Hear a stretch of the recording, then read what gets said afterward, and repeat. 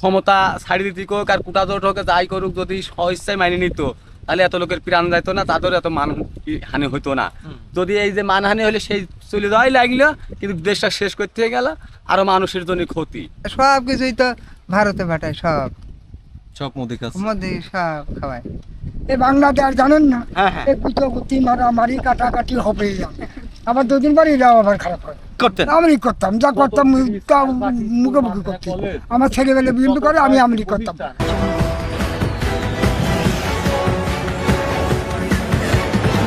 প্রিয় দর্শক, এই যে আন্দোলনকারী শিক্ষার্থী যারা আছে তারা নতুন করে এই যে 5ই আগস্ট, সেই 5ই আগস্টে তারা একটা বাংলাদেশের ইতিহাসে একটা নতুন অধ্যায় শুরু হয়েছে এবং সেখানে শুধু শিক্ষার্থী নয়, সর্বশ্রেণীর মানুষ কিন্তু এটাকে বলছে যে নতুন করে আমরা দেশ স্বাধীন করলাম। তো দর্শক, আমি একেবারেই রুট লেভেলে অর্থাৎ প্রান্তিক আমরা কিছু মানুষের কথা শুনবো যারা এই বিষয়টা নিয়ে তারা সরাসরি যুক্ত ছিলেন, আবার কেউ কেউ বিষয়টাকে শুনছেন। তা আমি একেবারে যেহেতু প্রান্তিক কিছু মানুষের কথা তুলে ধরবো এবং সেই মানুষগুলো আমার কিন্তু পাশে উপস্থিত আছে, এবার তাদের সেই অনুভূতির কথা একটু জানতে চাই। চাচা, আপনি এখন কি করছেন? মাঠে চাষ, ধান লাগাচ্ছি। ধান লাগাচ্ছেন? জি। তো এই যে আমরা শুনছি যে বলা হচ্ছে যে নতুন করে দেশ আর কি স্বাধীন হইলো, তা আপনি তো একজন কৃষক, আসলে এই বিষয়টা আপনি কেমন কি খুব শুনছেন? ভালো কাজ হয়েছে। যেমন যেমন একটু বলেন তিনি, ভালো কথা চলে যায় কি কেমন ভালোটা হলো একটু বলেন তো, মানে ভালোটা কেমন আপনার কাছে কি মনে আমার হচ্ছে? কাছে খুব ভালো লাগতেছে। এর পেছনে কি কারণ বলে আপনি মনে করেন? একটা সরকার ছিল, এই আচ্ছা। সরকার বাতিল হয়ে গেছে, বাংলাদেশের লোক উন্মুক্ত হয়েছে, এটুকুই বললাম। আপনারা তো কৃষক, তো কৃষক মানুষের জন্য খুব ভালো কাজ হয়েছে, সারের দাম বাড়াইছে, বীজের দাম বাড়াইছে, ঠিকমতো সার পাইনি, ঠিকমতো বীজ পাইনি, যারা আওয়ামী লীগ করে তারাই পায়, আমরা কিছুই পাইনি। যারা আওয়ামী লীগ করে তারা পায়, তারা সার পায়, বীজ পায়, আমরা কিছুই পাইনি। আমরা এবার উন্মুক্ত হলাম। এবার দেখা যাক আমাদের এই অন্তর্বর্তী সরকার বাংলাদেশে কিরকম চালায়, আমরা এটা দেখতে চাই। খুবই চমৎকার। দর্শক, আমরা একেবারে একজন কৃষকের কথা শুনছিলাম, তিনি কিন্তু একটা কথা খুব চমৎকার ভাবে বলেছেন যে তারা কিন্তু উন্মুক্ত হয়েছেন। তার মানে কি, এতদিন ছিল তারা পরাধীন, এবং তারা পরাধীন থাকা অবস্থায় তারা এই যে বলছেন যে তারা একসময় যে তারা সার বীজ যেগুলো তাদের পাওয়ার ন্যায্য অধিকার ছিল সেই জিনিসটা কিন্তু তারা পায়নি, কিন্তু তাদের কাছ থেকে অতিরিক্তভাবে তাদেরকে বঞ্চিত করা হয়েছে এবং তাদের এই যে কিনতে হয়েছে অতি দামে। তা আমি আরেকজন কৃষকের কাছে শুনবো এবং তিনিও কিন্তু এই যে বিষয়টা সম্পর্কে আসলে কেমন কি বলেন। আপনি তো একজন কৃষক। সরকার খারাপ হোক আর ভালো কোটা বিষয় ছিল না, বিষয়টা হচ্ছে যে আন্দোলন তো একের পর এক হচ্ছে। এই যে আন্দোলনটা হইলো, এই আন্দোলনটা প্রথম যখন ক্ষমতা ছাড়ি দিতে হোক আর কুটা জোট হোক যাই করুক, যদি স্বইচ্ছায় মাইনে নিত তাহলে এত লোকের প্রাণ যাইতো না, তাদের এত মানহানি হইতো না। যদি এই যে মানহানি হলে সেই চলে যাওয়াই লাগলো, কিন্তু দেশটা শেষ করতে গেল, আরো মানুষের জন্য ক্ষতি। আমার ফল হারা গেছে, আমার ভাই হারা গেছে, আমার বাপ হারা গেছে, এই যে ক্ষতি, এই ক্ষতি আর জীবনে আর আসবে না। যদি স্বাধীন হয়েও থাকে তাও ক্ষতি হতেই থাকে আমার বাংলাদেশ। বাংলাদেশ এই থেকে আমাদের 20 বছর পিছা গেল, এটা থেকে 20 বছর আপাতত নির্মিত পিছা গেল। সরকারি প্রতিষ্ঠান ভাঙা হয়েছে, এটা ওটা ভাঙেছে, কত ছাত্র জীবন চলে গেল, আমার ভাই জীবনে এমন করতে করতে এই জীবনটা শেষ। প্রিয় দর্শক, আরেকজন কৃষক আমার পাশে উপস্থিত আছে। চাচা, একটু পাশে আসবেন তো। আমরা একেবারে যেহেতু দর্শক আমরা কিন্তু একেবারে প্রান্তিক কৃষকের কথা শুনছিলাম, যেহেতু দেশ কিন্তু নতুন ভাবে বলা হচ্ছে যে দেশ কিন্তু এই যে 5 তারিখে যে ইতিহাসের বাংলাদেশের স্বর্ণ অক্ষরে যেটি দিনটিকে লেখা হবে এবং সব পালন করা হবে, বলা হবে যে এটি গণ অভ্যুত্থানের মধ্য দিয়ে এই নতুন করে আর কি বাংলাদেশে একটা সূর্য উদয় হয়েছে। তো সেই বিষয়টা নিয়ে যেহেতু আমি একেবারে সাধারণ মানুষের কথা আপনাদের সামনে তুলে ধরার জন্য চেষ্টা করছি, আরেকজন কৃষকের কথা আমি শুনবো আর কি। চাচা, আপনার নাম? আমার নাম শহীদুল ইসলাম। শহীদুল, আপনি তো কৃষক। কৃষক, সব কিছুর দামই ধরেন বেশি। আচ্ছা। জিরে, গরম মশলা, তেলেতে শুরু করে সব জিনিসের দাম বেশি, কারেন্ট বিল বেশি। তারপরে ঠিক মতো আমরা ইলিশ মাছটা পাই না, ভারতে পারে সব কিছু আমরা ঠিক মতো খাতে পারি না, সব কিছুই ধরে। আর ইলিশ মাছ পাননি? না, সব কিছুই তো ভারতে পাঠায়, সব সব মোদি খাচ্ছে। মোদি সব খাওয়ায়। সবই মোদি খাচ্ছে, হ্যাঁ, মোদি খায়।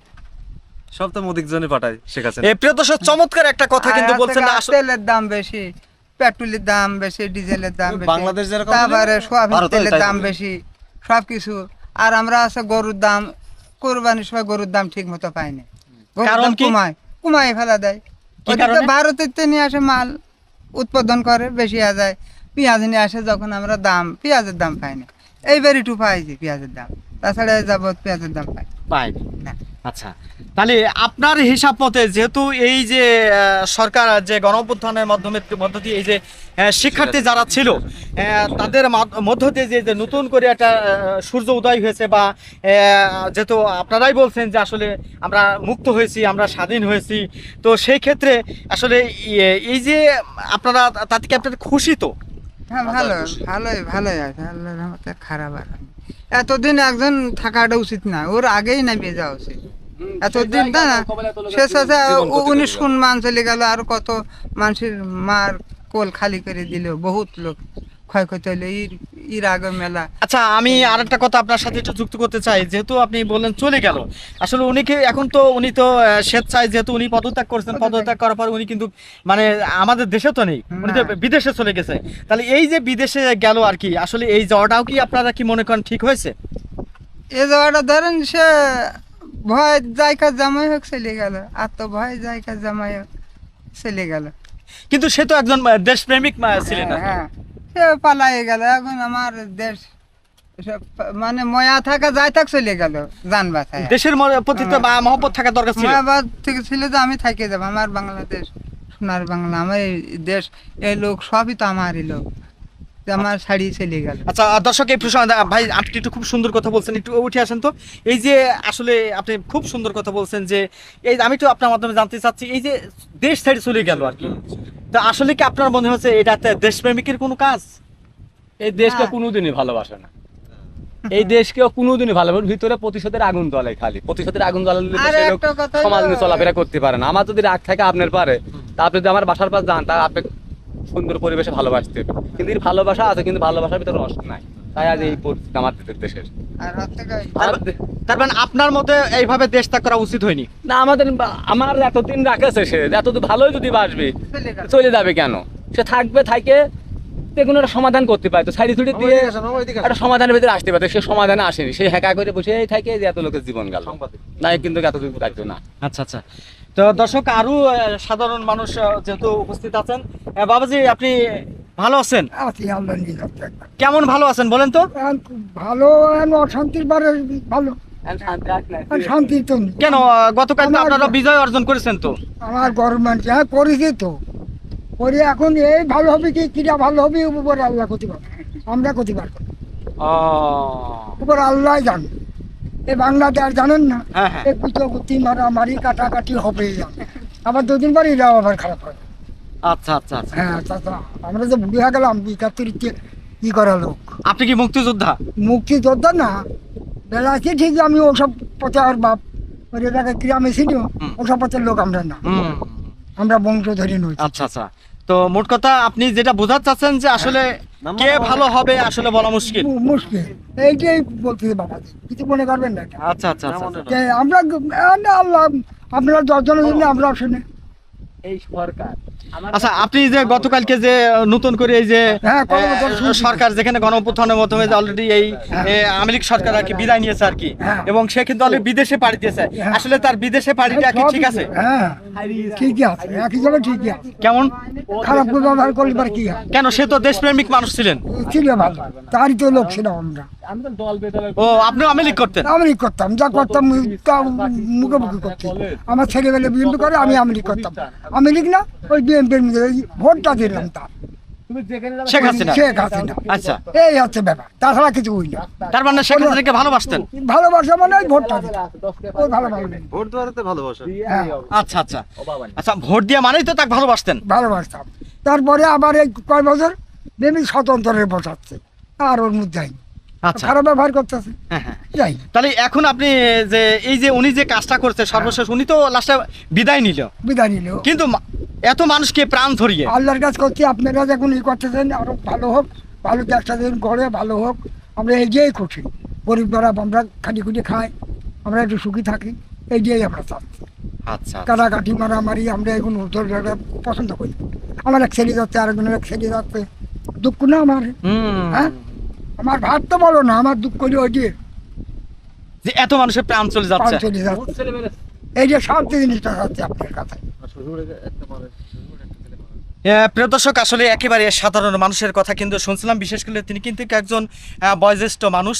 তিনি এই যে তার এই যে মনের কথা, এই যে তিনি কিন্তু তার এই যে বয়স এই যে প্রায় 70-এর ঊর্ধ্বে, কিন্তু তিনি কিন্তু মুক্তিযোদ্ধা নন, কিন্তু তিনি ওই অতীতের অনেক সরকারকে কিন্তু দেখছেন। কিন্তু এই যে সরকার, এই যে গেল 5 তারিখে যে বাংলাদেশের ইতিহাসে একটা স্বর্ণ অক্ষরে লেখা হলো যে গণ অভ্যুত্থানের মধ্য দিয়ে এই যে আওয়ামী লীগ সরকারের যে পতন, সেই পতনে সাধারণ মানুষ আসলে তাদের যে চাওয়া, তাদের যে ভাষা, তারা দীর্ঘদিন ধরে মানুষের তারা এই সরকারের প্রতি যে বৈষম্য আচরণ তারা পেয়েছেন, আসলে এই ভাষাটা কিন্তু তারা কিন্তু কখনোই কিন্তু ভুলতে পারছেন না। কিন্তু আবার এই যে মাঝপথে এই সরকার কিন্তু বিদায় নিয়েছেন, কিন্তু বিদায় নেওয়ার পূর্ব মুহূর্ত পর্যন্ত এই সরকার যে এতগুলো প্রাণকে তারাকে এই যে ঝরিয়ে গেলেন, আসলে এটা কিন্তু আসলে এই সমস্ত মানুষ কিন্তু তারা কিন্তু মেনে নিতে পারছেন না। যার প্রেক্ষিতে কিন্তু আমি তো 71-এর লোক, আমি 71 ভালো বয়সে আমি করেছি, ওই এটা করেছি কুষ্টিয়া প্রথমে, এটা করার লোক আমরা। আচ্ছা বাবাজি, আপনার মাধ্যমে আমি একটু জানতে চাচ্ছি, যেহেতু আপনার বয়স তো 70-এর ঊর্ধ্বে, আপনি তো বঙ্গবন্ধুকে শেখ সাহেবকে দেখছেন নাকি? আমি শেখ সাহেবের দেখেছি, যখন পুলিশ মাঠে 1 নম্বর কর্মী গেলাম, যাই পয়লা কাতারে আমরা, আমাদের মুকুল ডাক্তার ছিল, হ্যাঁ, আমরা সব তার মানে দেখেছেন। হ্যাঁ দেখা মানে তাহলে তার শাসনটা, তার কথা আর তার মেয়ে, এই যে পার্থক্যটা আসলে কি মনে করেন? পার্থক্য কিছু কেয়া যান বাংলাদেশে তো একটা খারাপ কাজ করি গেল, সাংবাদিক আছে দেশটা গলা নিয়ে বাপের মারার, ওই কেন বাপের কেন, বাপের কেন, ওই ভাই মরছে, মা মরছে, বাপ মরছে, কে মরছে, সবারই তো মরে, অকাম করেছে মরেছে না, মরে না। আচ্ছা, তাহলে মোট কথা আপনি এখন শান্তি চাচ্ছেন? শান্তি যাচ্ছে আমরা শান্তি চাই। এখন শান্তি মানতেনি, এখন যদি দেশ নিউট্রাল হয়, সবার অধিকার আদায় করে নিয়ে যদি আমার একটা বাচ্চা বড় আছে, সেই বাচ্চাটা যদি প্রতিষ্ঠিত দেওয়া যায়, যে কোনো মাঠে ডিফেন্সে দাঁড়াইলে পরে যদি কোনো সত্য না টানে, যদি ন্যায় বিচার পেয়ে যদি চাকরি বাকরি কর্মটর্ম হয়, তা আমরা বাবা মা এইটাই খুশি। মানে যেটাই হোক মেধা বা যোগ্যতা ভিত্তিক হিসাবে সাপোজ আমার একটা ছেলে সব দিক থেকে যোগ্যতা, কিন্তু যে এই কুটা থাকে, এই অমুকের লাইন থাকে, এই ধরনের কাজ না থাকে, যদি সংস্থায় যদি ন্যায় বিচার করে সরকারি চাকরি টাকরি নেয়, তাহলে এটাই আমরা যদি মনে করি আমার ছেলের যোগ্যতা আছে, দেশ ন্যায়ভাবে চলতেছে, এটা আলহামদুলিল্লাহ। কারণ সবচেয়ে বড় জিনিস হচ্ছে একটা বাচ্চা যখন মানুষ করা হয়, তখন চেষ্টা করে বাপ মা যে ছেলেটার কর্মজীবী চাকরি হয়, আমরা খুব সফল হবে। কিন্তু সেই ছেলে পড়াইয়া মাঠে গেলে সবাই এসে কয়, বাপ তুমি মুক্তিতে হতে পারছিলে না, আমার বাপের 14 বছর মুক্তি দিতে না, তাহলে কি চাকরি পাবো না, কর্ম পাবো না, এ তো হবে না। তো এইটা যদি ছেলে পেলের আশা যদি পূরণ হয়, তো আলহামদুলিল্লাহ যে কোনো সরকার গঠন আসুক, কিন্তু আপনারা মেনে নেব, কিন্তু থাকতে হবে সমান তলে, যে সবার অধিকার। লেখাপড়া শিখেছি, সব করেছি, করিয়ে এখন নির্বাহী আন্দোলন কাটিয়ে কোনো পাচ্ছি না, কোনো পাচ্ছি না। পড়াশোনা কতদূর করছে? একটা আচ্ছা, চাকরি বাকরি হচ্ছে না? না। কেন হচ্ছে না? কেন হচ্ছে না? এখন সরকার দিচ্ছে না, যোগ্যতা না, কয় যে যোগ্যতা হলে পারে হবে, আরো টাকা চাচ্ছে। টাকা তো ঘুষ, একজনের ঘুষ মতো দিয়েছিলাম, হয় না, হচ্ছে না। সেই বাজার পড়েছে। হ্যাঁ প্রিয় দর্শক, আমি একেবারে সাধারণ মানুষের কথা তুলে ধরছিলাম, যেহেতু আমার পাশে এই যে বয়োজ্যেষ্ঠ মানুষগুলো আমরা দেখতে পাচ্ছি, এই যে আরেকজন মানুষ আছে, এরা কিন্তু একেবারে খেটে খাওয়া মানুষ। এবং আমি যদি আপনাদের অবস্থানটা যদি একটু তুলে ধরি, একটু পাশে আসবেন, আমি যদি আপনাদের এই যে কথাগুলো তুলে ধরছি, একেবারেই কিন্তু গ্রামীণ একেবারে যে মাঠ, সেই মাঠের ভেতরে কিন্তু দাঁড়িয়ে আপনাদের সাথে কথা বলছি। এবং আমার মূল কথা হচ্ছে যে এই যে প্রান্তিক যে মানুষগুলো, যারা দিন আনে দিন খায়, যারা পরিশ্রম করে, হাড় ভাড়া পরিশ্রম করে, সেই পরিশ্রম করার পরে তারা কিন্তু এই যে তাদের যে ছেলে মেয়েগুলো লেখাপড়া করে তারা এবং পড়াশোনা করায়, সেই পড়াশোনার পরে কিন্তু তাদের একটা উদ্দেশ্য থাকে যে আমার ছেলে যোগ্যতা ভিত্তিতে, যোগ্যতা অনুসারে আমার ছেলে চাকরি হোক এবং সে একটা জায়গায় একটা যে চেয়ারে যে বসুক। কিন্তু এই যে বৈষম্যহীন হওয়ার কারণে কিন্তু তারা কিন্তু এই যে তাদের যে মনের আক্ষেপ, সেই আক্ষেপ কিন্তু আমরা কিন্তু শুনছিলাম। বিশেষ করে এই যে বিগত আমলে যে এই যে আওয়ামী লীগ সরকার যে কাজগুলো করেছে, সেই সরকারের প্রতি এই সমস্ত মানুষ কিন্তু তারা কিন্তু এখন কিন্তু তারা বেজায় কিন্তু খুশি। এবং সর্বশেষ এই সরকার এই যে গেল 5 তারিখে যে তারা এই যে পদত্যাগের মধ্য দিয়ে এই যে এতগুলো প্রাণকে ঝরিয়ে তারা যে সর্বশেষ এই যে পদত্যাগ করলেন, এই যে সেই বিষয়টা নিয়ে কিন্তু আমরা কিন্তু একেবারে সাধারণ মানুষের কথা শুনছিলাম এবং তাদের কথা কিন্তু বোঝার আমরা চেষ্টা করেছিলাম এবং আপনাদের কাছে সেই কথাগুলো একটু তুলে ধরার জন্য চেষ্টা করেছিলাম যে আসলে প্রান্তিক এই সমস্ত কৃষক যারা তারা আসলে এই বিষয়টা নিয়ে তারা কি বলেন সেইটা আমি কিন্তু আপনাদের সামনে তুলে ধরার জন্য চেষ্টা করলাম। তো সবাই ভালো থাকবেন, সুস্থ থাকবেন এবং নিরাপদে থাকবেন। ধন্যবাদ সবাইকে।